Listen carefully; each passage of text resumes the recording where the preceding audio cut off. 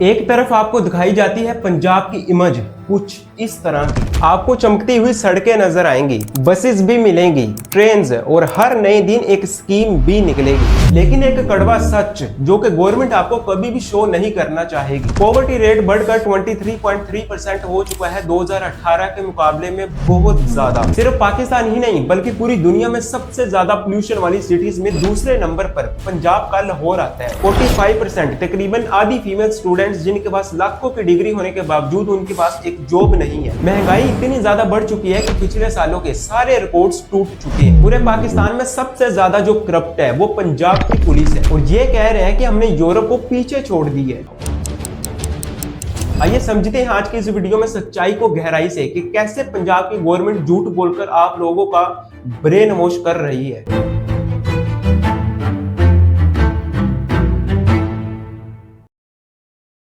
Nazi German के minister of propaganda जो कि लोगों से झूठ बोलकर उनका ब्रेन वॉश करता था, जोसेफ गेबल्स, उसने एक लाइन कही थी, if you tell a lie big enough and keep repeating it people will eventually comes to believe it. यानी अगर आप झूठ बोलते हो और उसे बार बार रिपीट करते हो तो एक टाइम ऐसा आएगा कि लोग उस झूठ पर भी यकीन करने लगेंगे। अब ये लाइन मैंने आपको इसलिए कही है क्योंकि यही एग्जैक्टली काम आज की हमारी पंजाब की गवर्नमेंट कर रही है। आप कहीं भी जाओ, हर जगह पर आपको बड़े बड़े बिलबोर्ड्स दिखाकर एडवर्टाइजमेंट करके ये बताया जा रहा है कि पंजाब बहुत ज्यादा डेवलप कर चुका है। फ्रूट्स की ठेलियों पर देखोगे तो वहां पर आपको इनके लगे हुए बोर्ड दिखाई देंगे, और यहाँ पर तो सीन ये है कि जब तक आप इनकी तस्वीरें नहीं लगाओगे तब तक ये आपको फ्रूट्स ही नहीं बेचने देंगे। भाई बोलते हैं जब तक तस्वीर ना हो ये लगाने ही नहीं देते हैं भाई। ठीक चलें जी। नारियल का पानी जिगर और मैदे के लिए मुफीद, डॉक्टर मरियम नवाज साहब। इसके अलावा अगर आप सब्जी मंडी के अंदर चले जाएं तो वहां पर इन्होंने अपनी तस्वीरें छाप रखी हैं। रोड्स, व्हीकल्स, फुटपाथ, हॉस्पिटल की बुकलेट्स, आटे के बैग्स, और यहाँ तक कि इन्होंने तो कब्रिस्तान को भी नहीं छोड़ा, वहां पर भी मरियम नवाज ने अपनी तस्वीर लगा दी है। अरे बाप रे, ये तो धोती खोल रहा है। अब बताओ भाई, कब्रिस्तान का इन पॉलिटिशियन से क्या लेना देना है। और सिर्फ इतना ही नहीं बल्कि पीछे जो रमजान का महीना गुजरा है उस महीने में लोगों को अफ्तारी के टाइम पर खाने के ये जो बॉक्स देते थे, उन बॉक्स को भी इन्होंने अपनी तस्वीरों से छाप दिया था। यानी उतने पैसों का इस डब्बे के अंदर खाना नहीं था जितने पैसे इन्होंने इस डब्बे को प्रिंट करने में लगा दिए। और ये सिर्फ एक एग्जांपल नहीं है। अभी पिछले साल 2025 के टाइम पर जो पाकिस्तान के अंदर फ्लड आया था तो उस टाइम पर पंजाब की गवर्नमेंट ने जो लोगों को राशन प्रोवाइड किया था उसको आप खुद देख लें। एक छोटा सा चिप्स का पैकेट और एक घटिया किस्म का जूस, ये दो चीजें तकरीबन 40 से 50 रुपए की होंगी, लेकिन दूसरी तरफ एक लिफाफा और उसके ऊपर की गई प्रिंटिंग, इनकी कॉस्ट उन चीजों से डबल है। और वैसे भी जरा आप अंदाजा लगाइए कि अगर आप बहुत ज्यादा भूखे हो तो क्या आप एक चिप्स के पैकेट और एक घटिया किस्म के जूस से आपका पेट भर जाएगा? बिल्कुल भी नहीं। लेकिन यहाँ पर इन्होंने लोगों की खिदमत करने की बजाय ज्यादा जो जोर है वो एडवर्टाइजमेंट पर दी है। और वैसे भी आजकल जो हमारे न्यूज चैनल्स हैं वो तो पूरी तरह बिक चुके हैं। 24 घंटे उनका काम ही यही होता है कि कैसे आप लोगों से झूठ बोलकर इन पॉलिटिशियंस के तारीफों के पुल बांधे जाए। और दूसरी तरफ अगर हम सोशल मीडिया की बात करें तो वहां पर आपको इनके टाउट ही नजर आएंगे जो कि गलत कामों के अंदर भी इनको डिफेंड करते हैं। जैसे कुछ ही महीने पहले पंजाब की गवर्नमेंट ने अपनी अयाशी के लिए एक प्राइवेट जेट लिया है। यहाँ पर देखो असमा बुखारी का क्या कहना है। एयर पंजाब है, उसमें हम मुख्तलिफ जहाज खरीद रहे हैं और कुछ हम लीज पे लेंगे, और ये एक फ्लीट बनाना है हमको, और ये उसी की एक कड़ी है। अब बताओ भाई, पूरी दुनिया में क्या कोई ऐसी एयरलाइन भी है जिसमें एक जहाज की 19 सीटें हो? नहीं ना। लेकिन यही क्वेश्चन जब इनसे दोबारा पूछा गया तो वहां पर देखो इनका क्या कहना है। बिलावल भुट्टो साहब जो हैं वो सिंध गवर्नमेंट का जो हेलीकॉप्टर और जहाज है अगर वो लेके पहिया पहिया फिर सकते हैं तो फिर जनाब एक खूबसूरत जो गवर्नमेंट ऑफ पंजाब का जहाज है जहाँ बेटर सुनेंगे वहाँ भेज देंगे। यानी इन्होंने जवाब देने की बजाय उल्टा दूसरी पार्टियों को ब्लेम करना शुरू कर दिया। यानी आपसे बड़े बड़े झूठ बोलकर सोशल मीडिया के थ्रू और हर जगह पर अपने बिलबोर्ड्स लगाकर इन लोगों का एक ही मकसद है कि कैसे आप लोगों का ब्रेन वॉश किया जाए। अब यहाँ पर दो कैटेगरी के लोगों को टारगेट किया जाता है। पहली कैटेगरी के अंदर आते हैं अनएजुकेटेड, यानी जो लोग ज्यादातर पढ़े लिखे नहीं हैं, और दूसरी कैटेगरी के अंदर आते हैं एजुकेटेड, यानी जो लोग ज्यादातर पढ़े लिखे हैं। अब एजुकेटेड लोगों की बात बाद में करेंगे, लेकिन पहले बात करते हैं अनएजुकेटेड लोगों की। 2026 के डाटा के मुताबिक पंजाब में इलिटरेसी यानी अनपढ़ लोगों की जो रेशो है वो है 34%, यानी सादा लफ्जों में हर 100 में से 34 लोग अनपढ़ हैं। अब कम तालीम याफ्ता होने की वजह से सियासतदानों के लिए इन जैसे लोगों को ट्रैप में फंसाना बहुत आसान होता है। पहली चीज आती है क्रिटिकल थिंकिंग। अब ज्यादा तालीम ना होने की वजह से इस कैटेगरी के लोगों में क्रिटिकल थिंकिंग की सलाहियत बहुत ज्यादा कम होती है, इसलिए जो चीज उन्हें दिखाई जाती है वो बगैर गहराई से सोचे समझे उस पर यकीन कर लेते हैं। अब दूसरी चीज आती है इमोशनल कनेक्शन। जैसे अगर किसी को डायरेक्टली कोई बेनिफिट मिल जाए, जैसे राशन, मदद या कोई स्कीम वगैरह, तो लोगों को लगता है कि ये उसके लिए बहुत अच्छा काम हो रहा है। और वैसे भी आजकल हमारे गांव का ये हाल है कि अगर कोई बंदा वहां पर छोटा मोटा काम भी करवा दे तो लोग वैसे ही उसको अपना लीडर समझने लगते हैं। इसलिए हमारी पंजाब की गवर्नमेंट हर नए दिन एक छोटी मोटी स्कीम जरूर निकालती है ताकि लोगों को अपनी तरफ अट्रैक्ट कर सके। अब तीसरी चीज आती है लिमिटेड सोर्स ऑफ इन्फॉर्मेशन। अब यहाँ पर समझने वाली बात यह है क्योंकि लोग ज्यादातर पढ़े लिखे नहीं होते, इसलिए किसी भी चीज को वेरीफाई करने के जो सोर्सेज होते हैं वो उनके पास बहुत ज्यादा कम होते हैं। जो टीवी में देख लिया, जो किसी ने बता दिया या फिर सामने किसी पोस्टर में कुछ नजर आ गया, वही उनकी रियलिटी बन जाती है। इसके अलावा एक चीज आती है रेपिटेशन, यानी जब एक ही चीज को बार बार रिपीट किया जाए टीवी पर, बैनर्स पर, सोशल मीडिया के थ्रू, तो लोग आहिस्ता आहिस्ता उसको सच समझने लगते हैं। यानी वीडियो को शुरू में मैंने आपको बताया था कि अगर आप कोई झूठ बोलते हो और उसे बार बार रिपीट करते हो तो एक टाइम ऐसा आएगा कि लोग उस झूठ पर भी यकीन करने लगेंगे। इसलिए पंजाब की गवर्नमेंट ने हर जगह पर, चाहे वो रोड्स हो, फुटपाथ हो, हॉस्पिटल की बुकलेट्स हो, गाड़ियां हो या फिर फ्रूट्स की ठेलियां ही क्यों ना हो, हर जगह पर आपको इनके बैनर्स लगे हुए जरूर दिखाई देंगे। तो इसलिए जो लोग ज्यादातर पढ़े लिखे नहीं होते, गवर्नमेंट बहुत ही आसान तरीकों से उनका ब्रेन वॉश कर लेती है। अब आइए समझते हैं एजुकेटेड यानी पढ़े लिखे लोगों को कैसे टारगेट किया जाता है। अब जाहिर सी बात है जो लोग ज्यादातर पढ़े लिखे हैं उनको बैनर्स, टीवी एड्स या फिर बिलबोर्ड से तो फर्क पड़ेगा नहीं, इसलिए गवर्नमेंट इनका ब्रेन वॉश थोड़ा डिफरेंट तरीके से करती है। जैसे आपने नोट जरूर किया होगा कि पंजाब की गवर्नमेंट स्टूडेंट्स के दरमियान लैपटॉप्स बहुत ज्यादा तकसीम करती है, लेकिन सोचने वाली बात यह है कि स्टूडेंट्स को लैपटॉप्स देने का क्या फायदा जब आपका एजुकेशन सिस्टम ही खराब है। अब स्टूडेंट्स जो होते हैं वो गवर्नमेंट के इसी काम से खुश हो जाते हैं, यानी स्कूल और कॉलेजेस के अंदर स्टूडेंट्स को रट्टे पे लगाया जाता है, यानी ज्यादा से ज्यादा बस नंबर्स लो, प्रैक्टिकल काम की तरफ ध्यान नहीं दिया जाता। और अगर हम यूनिवर्सिटीज की बात करें तो मुझे बताएं कि आपके मुल्क में कोई एक सिंगल यूनिवर्सिटी भी है जिसका कोई अपना एक ऐप या कोई सॉफ्टवेयर हो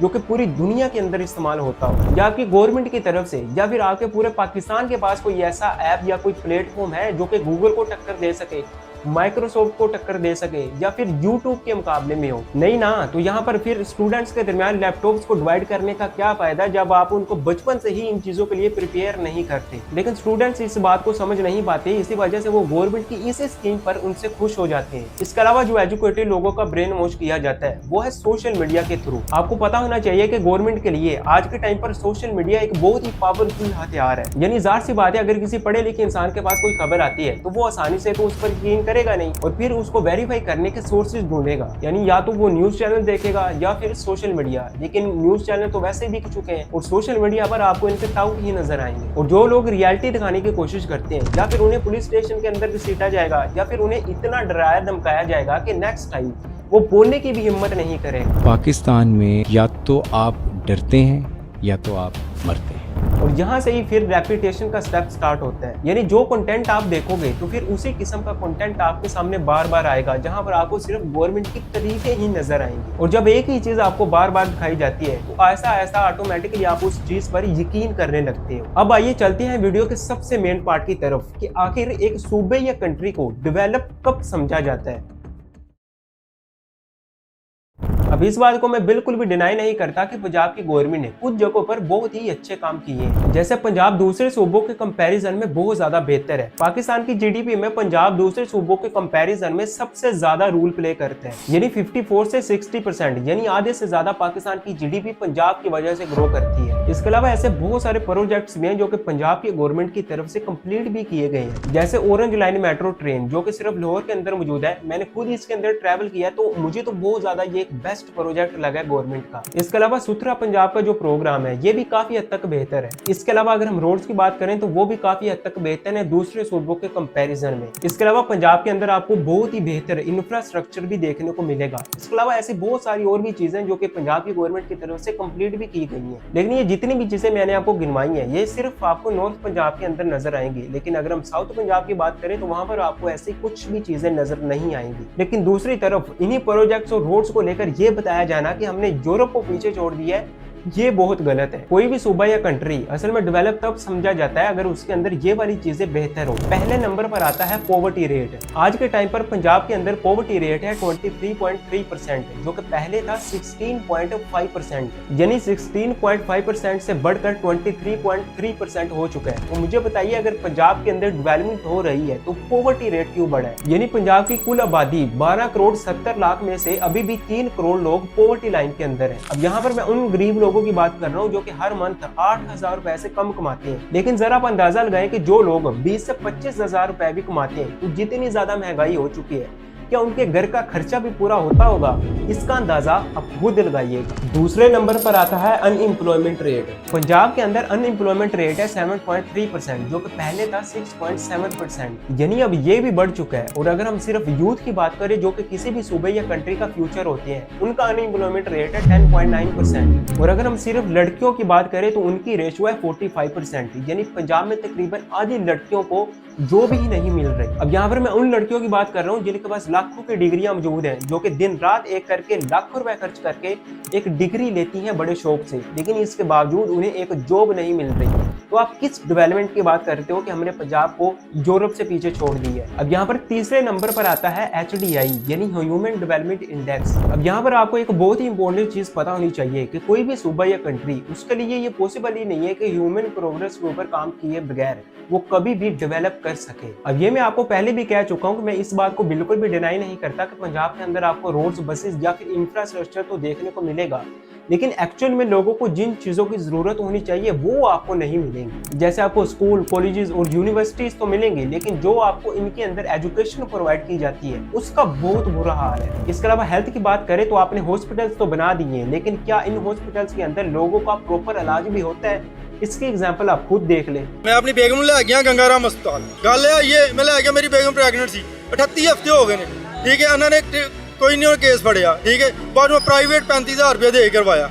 इसके अलावा फ्रीडम ऑफ स्पीच की बात करें तो कोई भी बंदा अगर अपने हकूक के लिए आवाज उठाता है तो उसे पुलिस स्टेशन के अंदर घसीटा जाता है। और अगर हम इंसाफ की बात करें तो नसीम शाह को एक ट्वीट करने पर 2 करोड़ रुपए का जुर्माना किया गया, लेकिन दूसरी तरफ CCD ने 900 से ज्यादा फेक एनकाउंटर्स किए हैं, लेकिन उस पर कोई बात ही नहीं कर रहा। और अगर हम पोल्यूशन की बात करें तो सिर्फ पाकिस्तान ही नहीं बल्कि पूरी दुनिया में सबसे ज्यादा पोल्यूटेड सिटीज में दूसरे नंबर पर पंजाब का लाहौर आता है। यानी पोल्यूशन को आप कंट्रोल नहीं कर पाए, हेल्थ क्राइसिस इतने ज्यादा है, एजुकेशन सिस्टम आपका बहुत ज्यादा खराब है, इलेक्ट्रिसिटी की जो शॉर्टेज है वो बहुत ज्यादा है, इंसाफ लोगों को मिल नहीं रहा, तो किस डेवलपमेंट की बात कर रहे हो आप और किस यूरोप को आपने पीछे छोड़ दिए? इसके अलावा चौथे पॉइंट की अगर हम बात करें तो वो है वेल्थ डिस्ट्रीब्यूशन। अब यहाँ पर आपने एक चीज जरूर नोट की होगी कि जितनी भी चीजें, बसेस, रोड या फिर इंफ्रास्ट्रक्चर आपको देखने को मिलता है, ये सिर्फ नॉर्थ पंजाब के अंदर ही आपको देखने को मिलेगा। लेकिन अगर हम साउथ पंजाब की बात करें तो वहां पर आपको ऐसी कोई भी चीजें नहीं देखने को मिलेंगी। यानी ज्यादातर जो पैसा खर्च किया जाता है वो सिर्फ नॉर्थ पंजाब के ऊपर होता है, लेकिन अगर हम साउथ पंजाब की बात करें तो वहां पर 50% यानी आधे लोगों के पास बेसिक फैसिलिटीज भी मौजूद नहीं है। इसके अलावा ऐसी बहुत सारी चीजें हैं जो कि पंजाब के अंदर बहुत ज्यादा खराब है। जैसे पाकिस्तान के सारे सूबों की पुलिस में सबसे ज्यादा जो करप्ट है वो पंजाब की पुलिस है। यानी जिनसे लोगों को उम्मीद होती है कि ये लोग हमसे इंसाफ करेंगे, वही अदारा सबसे ज्यादा करप्ट है। तो देखिए, डेवलपमेंट का मतलब सिर्फ रोड्स, बसेस, पुलिस की यूनिफॉर्म को चेंज कर देना या फिर हर नए दिन एक नई स्कीम निकाल देना नहीं होता। असल डेवलपमेंट तब होती है जब एक आम इंसान की जिंदगी बेहतर हो, जब एक गरीब बंदा अपने घर का खर्चा आसानी से पूरा कर पाए, जब हर पढ़े लिखे इंसान को जॉब मिले, जब हर इंसान को उम्मीद हो कि मेरा हॉस्पिटल के अंदर इलाज बहुत आसानी से हो सकता है। इसलिए जरूरत इस बात की है कि हम सिर्फ एक साइड नहीं बल्कि रियलिटी को समझें और सवाल उठाएं,